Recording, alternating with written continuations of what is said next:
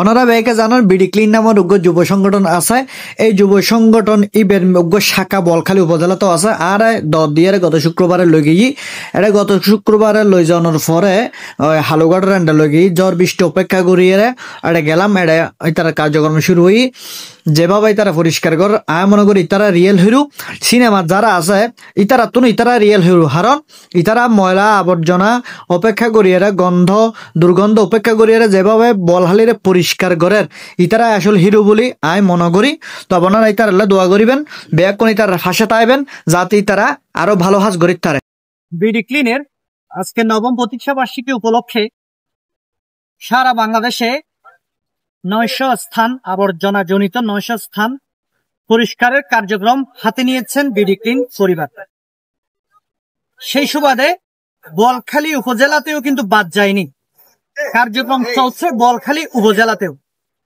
আমি অত্যন্ত আনন্দিত যে বলখালী উপজেলাতে বিডি ক্লিন পরিবার কাজ করছে বিধায়। বিডি ক্লিনের সাথে আমি আন্তরিকভাবে জড়িত, অঙ্গাঙ্গিভাবে জড়িত। যে কোনো প্রোগ্রামে তারা আমাকে স্মরণ করেন।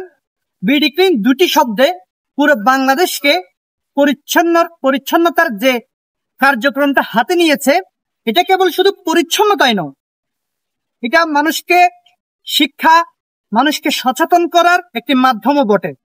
আমরা অনেকেই যেখানে সেখানে ময়লা ফেলি, সেই সচেতনতা করার লক্ষ্যেই বিডি ক্লিনের এই কার্যক্রম।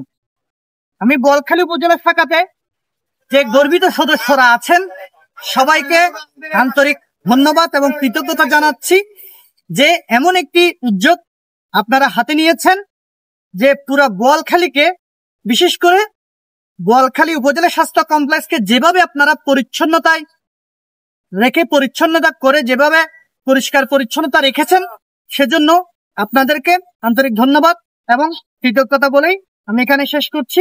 আসসালামু আলাইকুম ওয়া রাহমাতুল্লাহ।